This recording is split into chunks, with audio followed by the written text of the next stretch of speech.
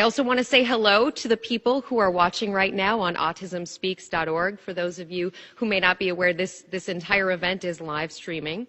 And I want to get right now to our panel discussion. Each panelist will have about 3 to 5 minutes to give their opening remarks, and then at the end we will open it up to questions. Our first panelist is Ms. Saima Wazed Putul, the chairperson of the National Advisory Committee on Autism in Bangladesh. She is a school psychologist by training and one of the driving forces behind her country's leadership in fighting for all people with autism. Ms. Hossain. Thank you. Thank you so much for the introduction. Thank you, Your Excellencies. Good afternoon, everyone. First of all, I'd like to really show my appreciation for mentioning me and recognizing my efforts. As a humble school psychologist, it's been a real privilege and honor that the voices of the families has been heard, because I consider myself just to be that vessel and to bring the message of families to you. So it is a real honor for me that you have heard and you have listened and you are acting on that. I'd like to take a little bit of time today and give you an overview of our journey in Bangladesh, what we have done so far. Certainly the challenges that Bangladesh has faced aren't very different from the ones that other developing countries face, and that's, of course, the stigma and prejudice that families experience, which ultimately result in social isolation, social and economic isolation, because there are no services, there are very limited service providers, and what little there is very non-standardized. So, having an understanding of what was going on in Bangladesh, we decided to create our own inclusive, innovative, and collaborative approach, and have partnered with many organizations and continue to do so. And our most high-profile journey started in 2011 when we organized an international conference. For the first time, we had something called a Dhaka Declaration and brought autism to the international arena and the issue of what needs to be done, the issue of families face, and of course we launched the South Asian Autism Network. So our strategy was, a trifold. How do we bring out all of the different aspects?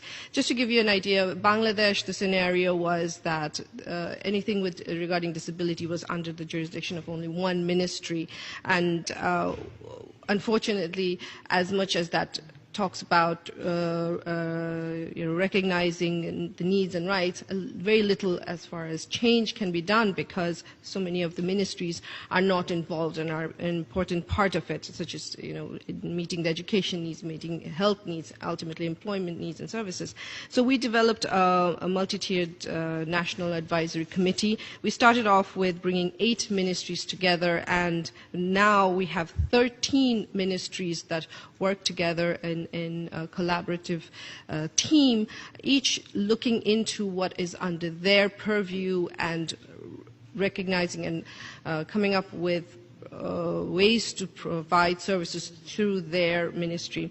And they are, of course, advised by the National Advisory Committee, which is made up of both advocacy leaders, such as it's chaired by myself, but also we have government officials, we have experts, and we have parents. And we in turn have a very robust technical guidance committee. And this is the first time that parents and experts have kind of been brought together to work together so closely with the ministry and to guide their efforts. The aims and objectives that we started off looking at what was needed in the country was certainly keeping the focus on the parents, empowering parents and educating parents, because they are the spokesperson for the family members, and they are the ones who ultimately have to not only change themselves, but cause change in the community. And certainly our parents have been phenomenal. All of the awareness activities that tremendous in Bangladesh is because these families have come together and are working together to make a difference for their loved ones. The other was collaborating, causing some conversion between the different ministries and starting a dialogue between these NGOs and organizations that work in, especially in developmental disability area and autism in particular, and creating a collaborative teamwork between the ministries and the families. The focus has been on building capacity and incorporating autism spectrum disorders within existing health, education, employment programs. Because the challenge in Bangladesh is, is of course, certainly the population and the lack of service providers and centers. So creating any one thing would not work, but we looked at how we could incorporate autism spectrum disorder so that it's sustainable, so that it's feasible for the country and not such a drain and not challenging the already the existing demands of the government and the programs. So a multi-tiered program was divided into different, next slides, different stages. How can we do screening of children with all disabilities, particularly autism spectrum disorders? And certainly previous slide. Go back to the previous slide. So it's about in different stages. First of all, screening for any kind of disabilities, then training the experts in the field to be more do diagnostic assessments, and then of course services, looking at both educational services, home-based services, and special education all the way to university programs, and of course ultimately leading to employment and social inclusion. So what we've achieved so far has been, in 2010 we had our first institution that was built for the first time called the Center for Neurodevelopmental and Autism in Children. We've had a new department specifically for counseling psychology, and most recently this year an academy for autism has been planned by the Ministry of Education that would specifically look at training teachers and developing a model for educating children on the spectrum.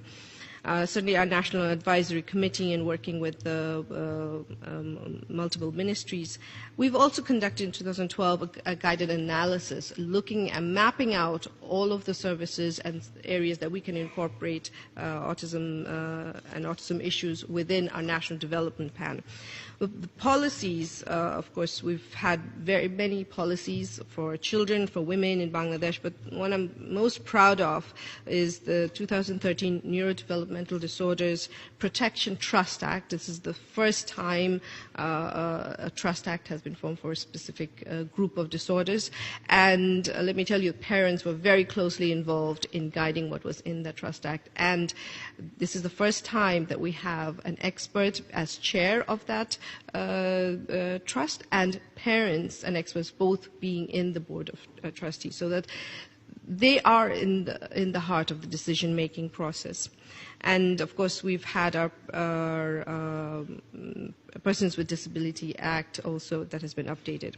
And ongoing that has been going on since 2011 is the training and awareness that includes training of health professionals, community health professionals, teachers, doctors, parents, and we not only engage in the Lighted Up Blue campaign, but every 2nd April we have a huge cultural show that's attended by the Prime Minister. This year, Minister of Social Welfare as well as the Minister of Health was in attendance, and this year for the first time the entire cultural show was conducted by children with autism. We have some unfortunately, we didn't have time to get all the pictures to you, but it was this was incredible that this is the first time they were given the entire show to perform, and we have a wonderful team, very, very talented children. This past, our most recent achievement has been the global initiative that we launched this time. The idea for this global initiative that we did in September with a World Health Organization was this is a photograph of the event that we had in Bangladesh as part of the side event for the Southeast Asia Regional Organization meeting for WHO. The idea, of course, is taking this sort of multi-tiered, innovative, and collaborative process into the international arena. Even within our autism and disability community, there are so few sort of experts. There are so many competing agendas that, it inadvertently ends up not being an advantage to the families. And if we keep the families at the center of a focus, we have to figure out how to bring everybody together, how to bring all of the players together and figure out how we can help these families in a collaborative manner. So that's the aim of the global initiative, and I hope that we can take this approach, this multi-tiered approach, and look at inclusive development and incorporate autism spectrum disorders and what services, be it policies, be it programs, and help countries become much more independent and be able to provide for the families in a sustainable and feasible manner. So, I hope since all of these, we have all of these resolutions every year. We have these panel discussions. What I'm really hoping for is now that we can take some concrete steps and tell families in countries like Bangladesh that, no, you don't have to go to another country. We're going to provide services for you. We're going to provide assistance for you where you live, in your community, in your country. Thank you.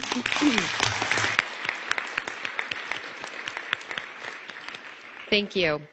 I'm curious to know, Ms. Hossain, you mentioned the 13 different ministries that you have been able to bring together, which to some in this room probably sounds like an impossible feat. And many probably are wondering, how did you do it? What was the single most effective thing to unify everyone and put everyone on the same page behind a common goal? It wasn't easy.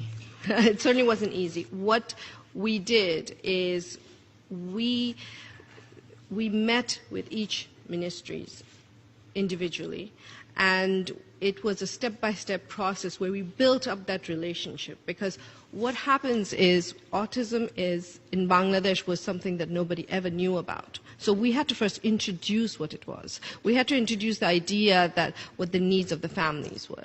And one of the things that we did in our first few meetings is invite person there that had a loved one with a disability, because we needed that sympathetic ear. And once we brought them together and we made them realize that this is not, we're not asking them to create something new, but we're asking them to provide the service within whatever they have, be it start with just very basic awareness and understanding. After that, that was the game changer, because you're not asking them to put in more money. We're asking them to make the right choices that have long-term positive consequences. Thank you.